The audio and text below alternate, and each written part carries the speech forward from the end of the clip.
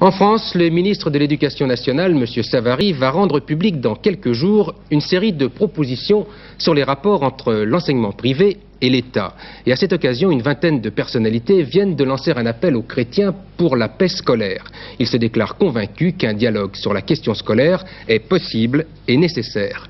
Déjà mercredi, une importante manifestation avait eu lieu à Quimper, où les partisans de l'école privée étaient descendus dans la rue pour soutenir la grève de la faim d'un directeur d'établissement.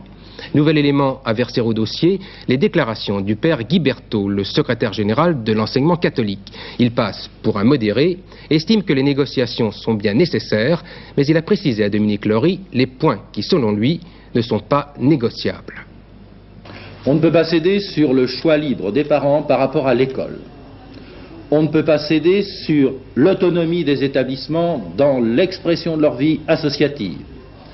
Et on ne peut pas céder sur les conséquences, c'est-à-dire finalement le projet d'un établissement qui chez nous est de nature confessionnelle, avec ses conséquences sur le choix du directeur et sur le choix des enseignants.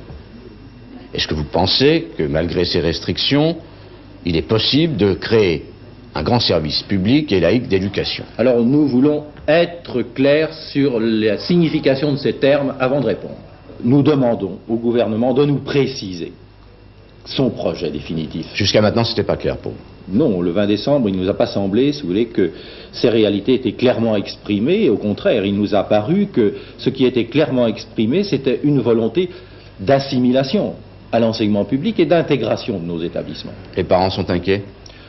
Les parents sont inquiets, mais il y a bien sûr des mouvements ici ou là, d'ailleurs je les comprends parfaitement étant donné les difficultés de la rentrée, les refus d'un certain nombre de sections.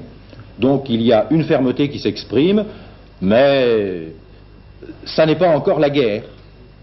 Quand vous dites que ce n'est pas encore la guerre, cela sous-entend que la guerre pourrait se déclencher. Nous voulons vivre.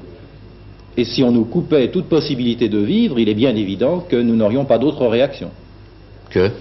Que de manifester dans le pays notre volonté de vivre et demander le soutien de l'opinion publique. C'est une menace ou c'est un conseil?